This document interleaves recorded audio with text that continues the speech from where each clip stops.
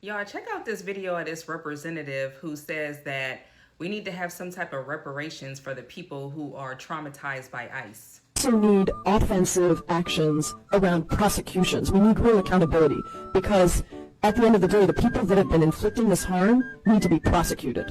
They need to be brought before us and they need to be held account for the trauma that they have created, and we are going to have some form of reparation. Why is everybody all of a sudden now talking about reparations? Reparations this, reparations that, like just tossing the word around like it's nothing, just diluting the whole idea of reparations. And this is the reason why people are starting to see that the Democratic Party is not for Black Americans at all. The Democratic Party has never been in our favor. They will prioritize and give everything to everybody else, every other minority group, POC, that comes over here, whether if it's illegally or legally.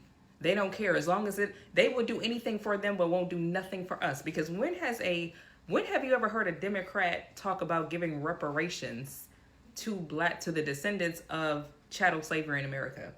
The only people who actually would deserve the reparations. Why are you talking about reparations for people who are traumatized by ICE, by immigration enforcement? Reparations for that? I really want y'all to really see like these words. Y'all saw it for yourself. Those words actually came out of her mouth. She said there should be some type of reparations. That's basically what she's saying that they would go for if they win, I guess, whatever the next election. She's a representative. So she's talking about reparations for people traumatized by ICE. Ain't mentioned none of them ain't never mentioned reparations for Black Americans or doing anything substantial for our community. I really want y'all to really absorb this. There's a moment happening right now that I think a lot of people are starting to notice, but not everyone is willing to say it out loud. And once you see it, you really can't unsee it. It's that feeling that something doesn't quite add up. The messaging doesn't match the outcomes. The promises doesn't match the reality. And the loyalty being given doesn't seem to be returned. And what you're watching is a growing disconnect between political messaging and real world results, especially in communities that have historically been told, quote unquote, this is the party that represents you. This is the side that has your back. But when you actually step back and evaluate what's happening, not emotionally, but logically, it raises some uncomfortable questions because, from my perspective, what we're seeing isn't just disagreement over policy. It's something deeper. It's about priorities. It's about who gets immediate attention, who gets resources, and who gets told to wait. And more importantly, it's about whether people are willing to question long-standing political loyalties when the results don't seem to match the promises. So in the clip we're about to break down next, there's a strong argument being made that certain communities, specifically Black Americans, have been taken for granted politically. That there's an assumption of guaranteed support regardless of outcomes. And whether you fully agree with that or not, I think it's worth examining the reasoning behind it because ignoring these kinds of conversations doesn't make them go away. This also ties into broader issues like immigration policy, government assistance, housing, and even the idea of reparations, who qualifies, what that means, and how resources are distributed. And these are not small topics. These are foundational questions about fairness, accountability, and the role of the government. And here's the key point. This isn't about attacking individuals. It's about analyzing systems, policies, and patterns. And it's about asking whether the current political alignment actually serves the people it claims to represent. So, what I want to do is walk through this commentary, break it down piece by piece, and really get to the core of what's being said and what it means. So, hit the like button, share the video, subscribe to the channel, and then I want you guys to check this out. This Representative Jayapal, Democrat, is saying that if they win the mid-election, they need to give reparations to the children and families traumatized by ICE. Need to be held account for the trauma that they have created, and we are going to have some form of reparation for the kids and the families that have been traumatized through all of this. Not the Black Americans that have been traumatized for over the last 450, 500 years in this country, or the ones that have been holding down the Democratic Party. No. When I tell you as Black Americans, you better stop taking your eyes off the prize because you continue to make Democrats and everyone else out here think that we good. Black Americans is good, y'all. We need to focus on a whole new group of people here that have not even bought into this, paid into the system like we have. This is so disrespectful. Number one, who's going to pay for them reparations? Because it damn sure wouldn't be Black Americans paying reparations, the people who came here hundreds and hundreds and hundreds of years after us and ain't been a slave nowhere up in here. Nowhere. We're the ones that was picking cotton for free. We're the ones that built this country for 400 years for free. We are the women that were being legally raped in this country for centuries. No one else. How damn disrespectful of you to even talk about reparations for anyone other than us. This is what I'm saying about black folks. We got to stop. We are letting people disrespect our ancestors. For this lady to even open up her mouth talking about reparations for anybody else in this damn country, she must be crazy. Where's Roland Martin? Where's Joyanne Reed? Where's Tamika Mallory? Where all y'all at? Y'all was so mad at Nicki Minaj, but you ain't got nothing to say about this woman saying immigrants deserves reparations before us. That's why I say it's fake outrage. Everyone should be mad as hell about this right here. I wish y'all would. You would never get another damn vote from me ever again. Have a good day. So let's start with the central claim being made here because it's a strong one that certain political leaders and policies are prioritizing newly arrived immigrants, including individuals here illegally, over American citizens, specifically Black Americans. That's the argument. Now, from a policy standpoint, what people are pointing out are things like government funded housing, access to social services, hotel accommodations in major cities, and expedited assistant programs. And these are real policies being debated and implemented in various places across the country. The question isn't whether these programs exist. The question is how they're being applied and who benefits first. From my perspective, the frustration comes from a perceived imbalance. When people see resources being deployed quickly for one group, while long-standing issues in their own communities like housing access, economic mobility, and education gaps remain unresolved, it creates a sense of being overlooked. And that's where the reparation argument comes in.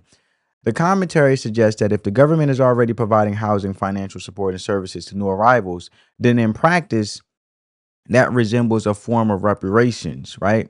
Because they're already handing out all the resources that American taxpayers, let alone individuals who are suffering in their community who've been in America, who foots the bill in a form of reparations if they decide to give immigrants reparations, including illegals. So it's just not directed at the people who were historically promised it.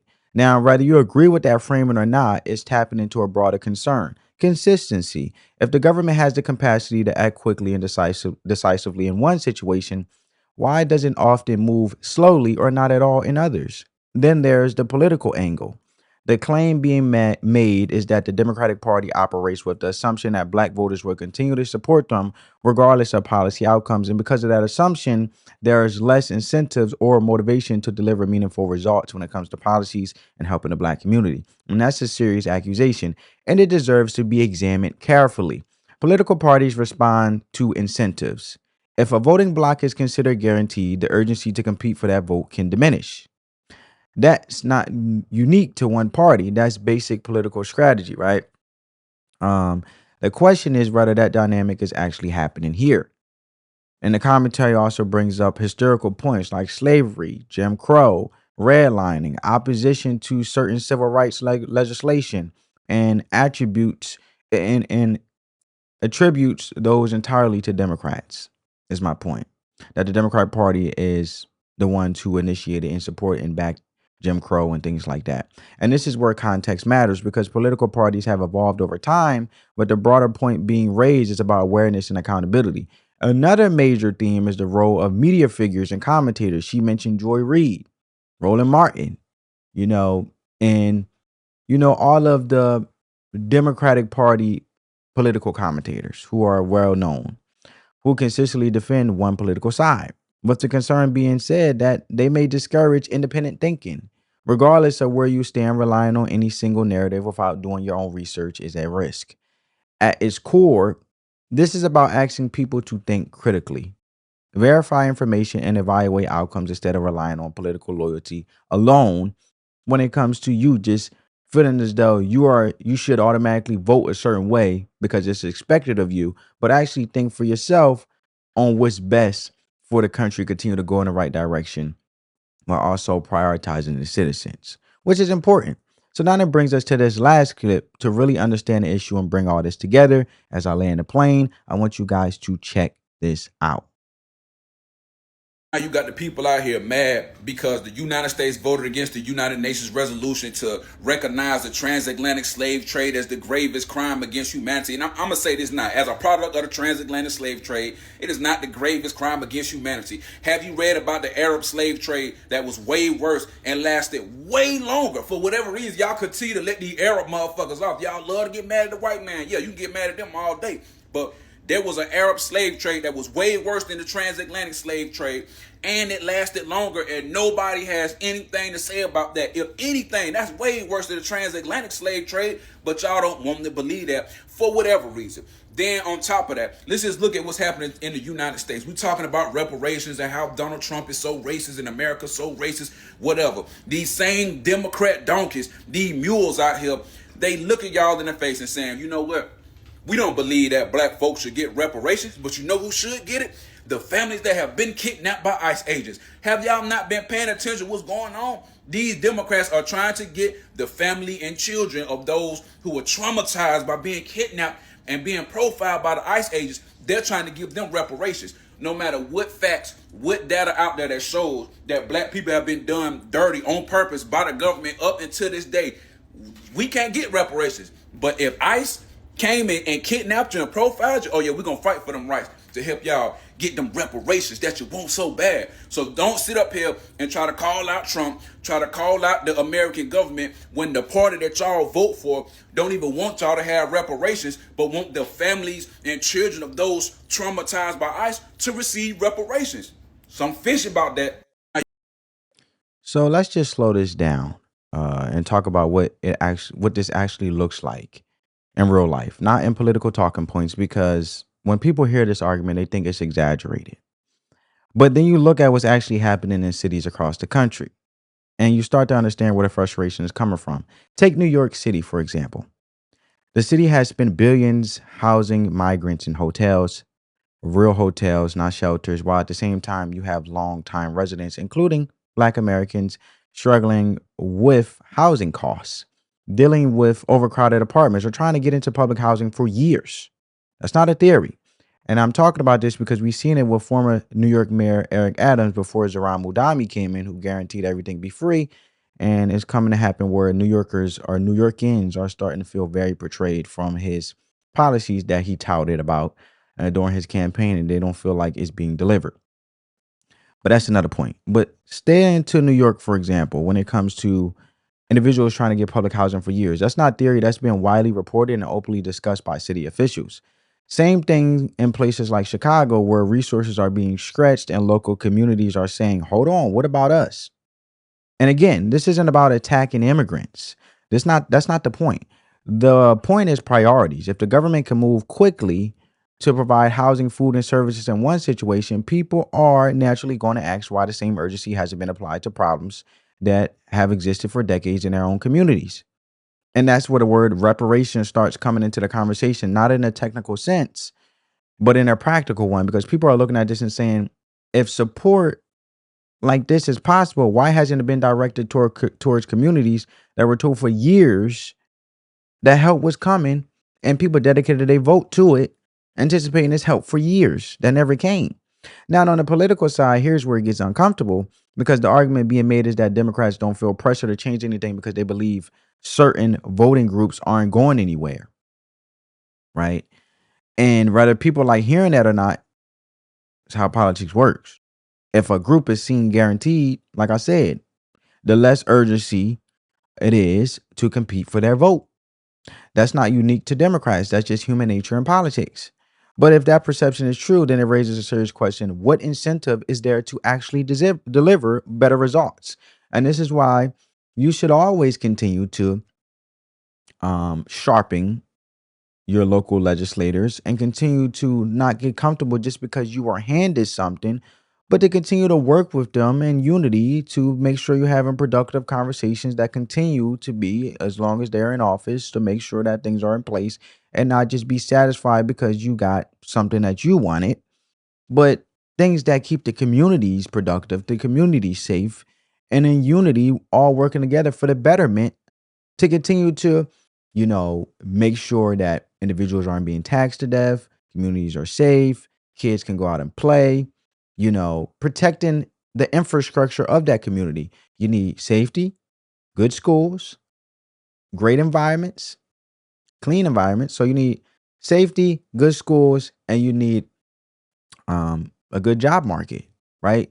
And that also means not taxing the wealthy, because the wealthy is the one that creates the job market to create the jobs for individuals to be able to eat, sleep, and play in the same place, right?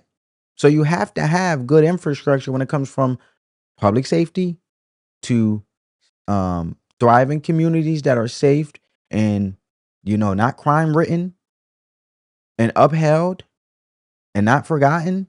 Resources are not being strained, but being very appropriately allocated, not just from a biased way politically, and doing things the right way, righteously, where rejoice can take place and unity and love within communities, within inner cities, and things like that. And also making sure that funds are being allocated, making sure that schools are up to par for the children in the next generation. So, like I said, it raises the what incentive is there actually to deliver better results if you don't continue to hold your local legislators accountable with productive conversations, going to your meetings, going to the school board meetings, we have to get back to getting involved together as a community to continue to make productive conversation happen. Not what someone said on TV, not what a commentator told you, but what has actually improved. Go to your not only your school board meetings, but go also to your police meetings, right? Go to your local police station meetings to understand how to continue to have effective ways to make sure the safety of individuals are being upheld. So you have to look at it and say, are people better off? What has actually improved? Is housing more accessible? Are wages stronger? Are communities safer? Because that's what makes communities and thrives in cities and things like that. And those are real questions that deserve real answers. So zooming out, looking at the constitutional historical framework behind it, because this goes beyond parties and into how government is supposed to function. The Constitution is built on equal protection under the law as outlined in the 14th Amendment, meaning policy should not um, arbitrarily favor one group over another without a lawful justification. Right. Immigration is an area where the federal government has broad authority, but that authority comes with responsibility to prioritize the interests of American citizens while enforcing the law. From a conservative perspective, concerns arise when policies appear to benefit non-citizens ahead of citizens, raising questions about fairness and constitutional balance. And this ties to a broader philosophy about limited government and individual rights, including the Second Amendment, where the emphasis is on preserving and upholding freedoms and preventing overreach, right? From being controlled by government functions or the government. Historically, debates with the black community, like those between Booker T. Washington and W.E.B. Du Bois, highlight different paths forward, with Washington emphasizing economic independence and Du Bois, W.E.B. focusing on political activism and higher education. Those debates still matter today, especially when discussing whether progress should come from government intervention or self sufficiency. The commentary leans towards the idea that independence and critical thinking are essential, and that over reliance on political systems or the government without accountability can lead to stagnation. Because the community have to work it. You still have to get out there and do your civic duty and get involved, is my point. That's why your vote matters. And also holding your local legislators accountable and not letting them get comfortable just because they made it in office. But at the same time, opposing viewpoints argue that government programs are necessary to address inequality and provide opportunity, and that immigration policies reflect humanitarian values. And I'm all for it, legally. Everybody needs a helping hand from time to time. Those perspectives should be acknowledged, but they also need to be evaluated based on results. Are these policies improving conditions? Are they sustainable? Because if they're not sustainable, then it leads to the citizens being taxed to death. Are they being applied fairly? Because ultimately credibility is built on outcomes, not promises. If the results ain't resulting, then obviously there's a problem. So when you bring all this together, the central issue becomes accountability. No political party should ever feel entitled to someone's vote. Support should be earned through consistent results, not assumed based on history or messaging. From my perspective, when people begin to feel like their concerns are being overlooked or deprioritized, uh, it's completely reasonable for them to start questioning those political relationships, and those questions shouldn't be dismissed. They should be taken seriously. At the same time, these conversations need to stay grounded and focus on policies, not personal attacks. And this is about evaluating systems, understanding history before context, and making informed decisions moving forward, because real progress doesn't come from blind loyalty. It comes from independent thinking, research, and a willingness to challenge assumptions. If there's one takeaway here, it's this: don't outsource your thinking, meaning, don't look at the facts and think for yourself, evaluate the outcomes, and decide yourself what aligns with your values and what actually produces results. That's how meaningful change happens over time. If you made it this far, I want to hear from your perspective, though. Do you agree? Do you disagree? Or do you see it differently? Drop a comment below. Let's have a real conversation about it. If you found value in this, hit the like button, share the video, subscribe to the channel, and turn on your post notifications so you don't miss future content. I catch you next one, family. Spread that peace, love, and positivity. Peace.